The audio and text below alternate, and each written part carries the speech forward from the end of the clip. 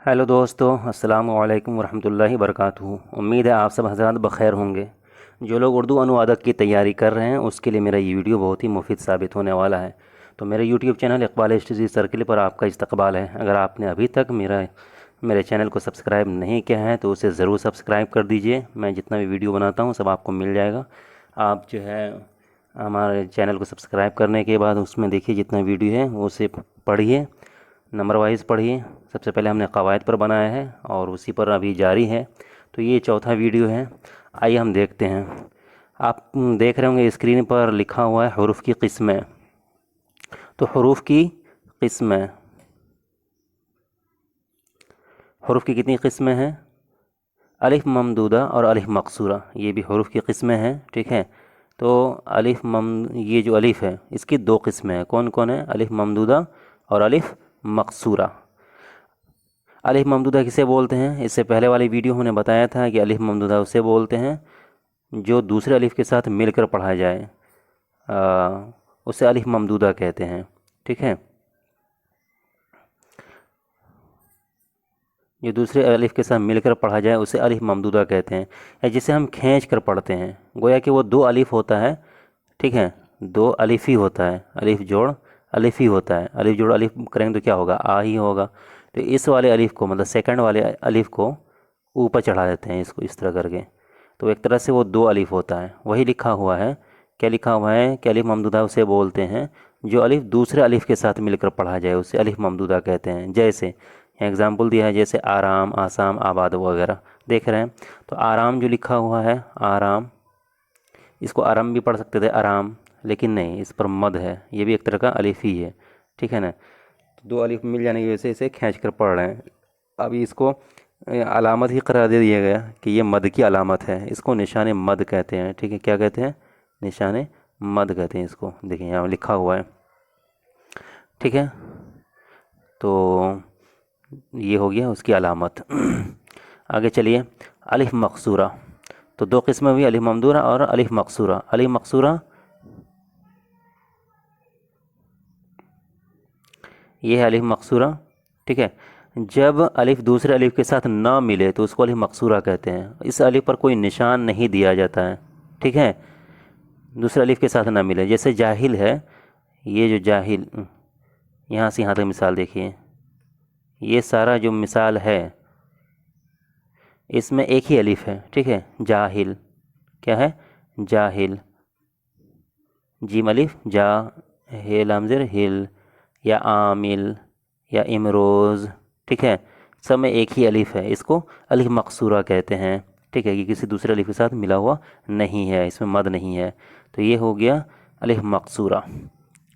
अब नून की भी दो किस्में हैं। कौन कौन है? नून ज़ाहिर और नून गुन्ना, ये दो किस्में हैं। नून ज़ाहिर, नून गुन्ना। नून ज़ाहिर किसे कहते हैं? नून ज़ाहिर, ये देखिए,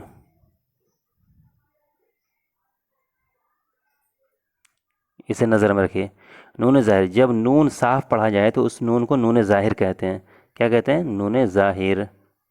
जैसे आन, बान, शान, कान वगैरह, ये सारा एग्जाम्पल आपकी नज़र के सामने होना चाहिए।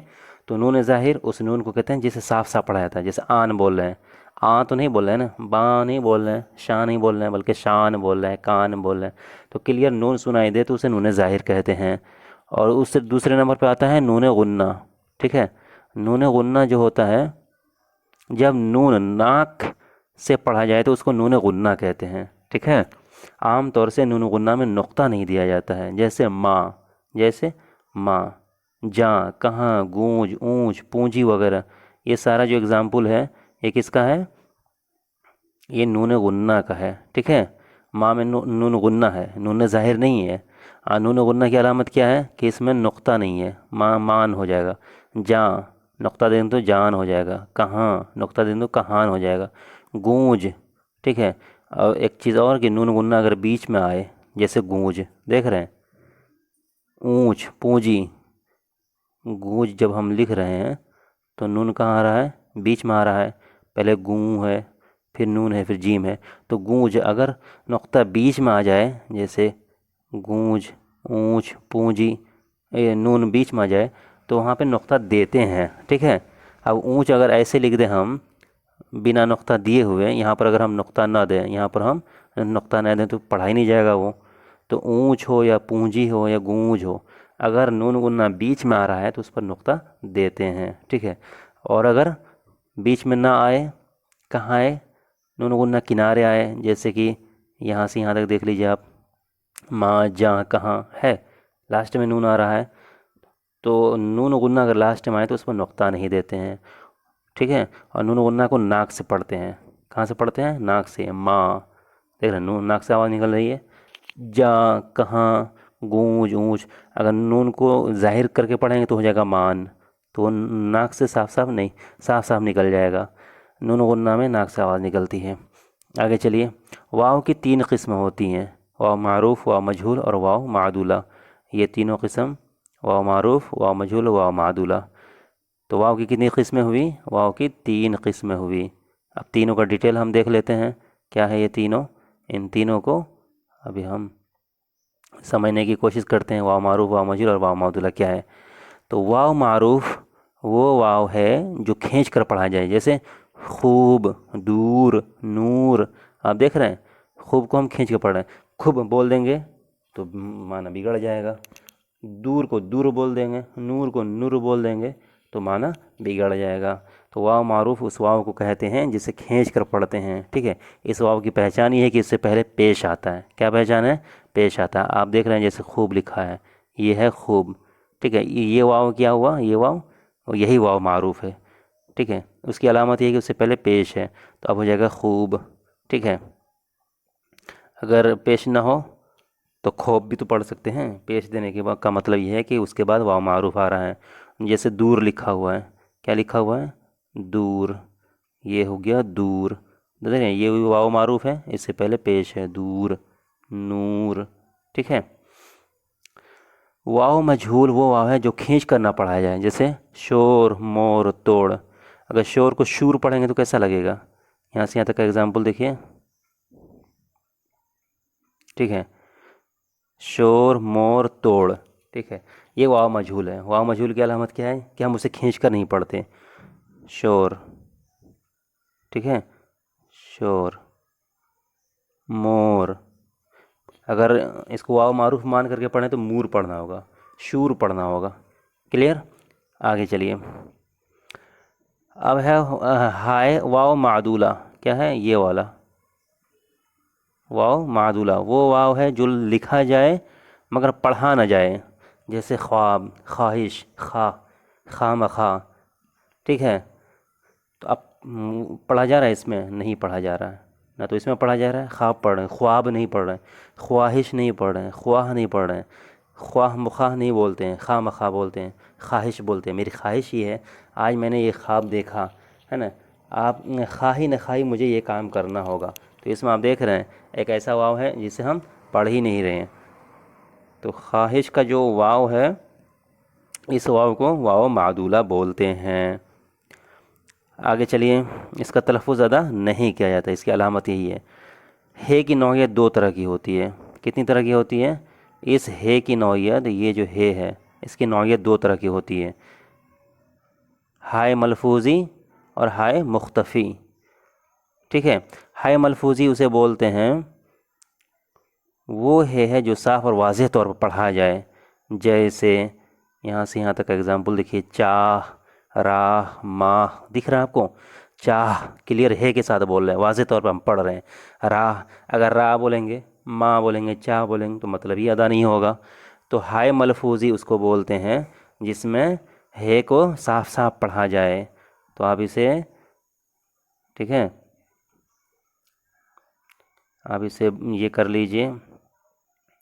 ٹھیک ہے. ہم بھی ابھی بہت کچھ سیکھنے کے مجھے بھی مل رہا ہے. آگے چلیے. ہائے مختفی. اگلا ہے ہائے مختفی. ٹھیک ہے. یہ جو ہا ہے اس کو ہائے مختفی بولتے ہیں. وہ ہا ہے جو صرف حرکت کو ظاہر کرنے کے لیے آئے، یعنی جس لفظ کا تلفظ ادا نہ کیا جائے اس ہا کو ہائے مختفی بولتے ہیں، جیسے پروانہ، زمانہ، 15 وغیرہ. اب پروانہ لکھا ہوا، جیسے یہ ہوا پروانہ. ٹھیک ہے. پروانہ ضروری نہیں ہم پروانہ پڑھیں، زمانہ پڑھیں. زمانہ بولتے ہیں کہ آج کا زمانہ اتنا بدل گیا ہے، بہت بدل گیا ہے. کیا زمانہ آ گیا ہے، بولتے ہیں نا آپ کے یہاں میرا 15 روپے باقی ہے، ضروری نہیں کہ ہم 15 بولیں، ٹھیک ہے، پروانہ بولیں، زمانہ خراب ہو رہا ہے، زمانہ خراب ہے نہیں بولا جاتا۔ تو یہ ہائسہ جو صرف حرکت کو ظاہر کرنے کے لیے آتا ہے، مطلب زبر والی حرکت کو، جیسے آپ پروانہ لکھنا ہے تو زبر والی حرکت کیا ہوگی؟ پروانہ، نون یا نا۔ تو ایک طرح سے زبر کی حرکت ظاہر کرنے کے لیے نا کو نہ لکھ دیتے ہیں، زمانہ، زمانہ، اس کو آخر پڑھا تو زمانہ جاتا ہے نا نون کے ساتھ، ٹھیک ہے نا، کلیئر؟ تو اسے ہائے مختفی بولتے ہیں۔ اگلا ہے یہ کی بھی دو نوعیت ہے، دو یعنی کا مطلب دو قسم کا بھی یہ ہوتا ہے، یہ بھی دو قسم کی ہوتی ہے، ٹھیک ہے؟ کون کون ہے؟ یا معروف اور یا مجہول، یا معروف اور یا مجہول، ٹھیک ہے؟ یا معروف کیا ہے؟ یا معروف وہ یہ ہے جو کھینچ کر پڑھی جائے، جیسے امیر، غریب، دلیل، وکیل وغیرہ۔ امیر بولتے ہیں، ٹھیک ہے نا، امیر، غریب، وکیل، دلیل۔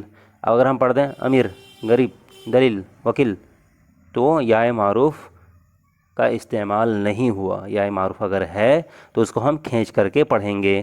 دوسرا ہے یا مجہول، وہ یہ ہے جو کھینچ کر نہ پڑھی جائے، جیسے شیر، قید، بیر وغیرہ۔ اگر یہ شیر ہوتا، جس کو دودھ کو شیر بولتے ہیں فارسی میں، قید ہوتا، جس کا کوئی مطلب نہیں، بیر ہوتا، اگر ہندی سے ویر سے بیر بولا جائے تو پھر یہ یا معروف ہو جاتا ہے، لیکن شیر کو شیر بولیں گے، شیر تو نہیں بول سکتے، شیر جو جنگل کا راجا ہے۔ قید بولتے ہیں، قید و بند، ٹھیک ہے نا؟ تو یہ یا مجہول ہے، اتنا سمجھ میں آ گیا؟ تو آپ نے آج کیا کیا سیکھا؟ چلیے ڈسکشن کرتے ہیں۔ آپ نے سیکھا الف کی دو قسمیں ہیں، ٹھیک ہے، الف ممدودہ اور الف مقصورہ، یہ دونوں قسمیں یہ سیکھا آپ نے۔ الف ممدودہ اسے بولتے ہیں جو دوسرے الف کے ساتھ مل کر پڑھا جائے، مطلب کھینچ کر پڑھا جاتا ہے، اس کی نشانی یہ ہے نا، جیسے آرام، آسام، یہ آپ نے مثال پڑھا۔ دوسرا ہے الف مقصورہ جسے ہم کھینچ کر نہیں پڑھتے ہیں، جیسے آپ نے دیکھا یہ جاہل، عالم، یہاں جو مثال ہے یہ والا جاہل، عالم، عامل، امروز وغیرہ۔ آپ نے سیکھا نون کی دو قسمیں ہیں، نون غنہ اور نون ظاہر، یہ آپ نے سیکھا آج، ٹھیک ہے؟ نون غنہ، نون ظاہر جسے ہم صاف صاف پڑھتے ہیں، جیسے آن، بان، شان۔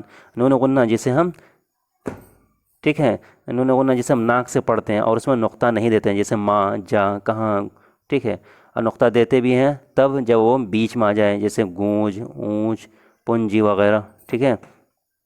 آپ نے سیکھا واو کی تین قسمیں ہیں، واو کون کون ہیں؟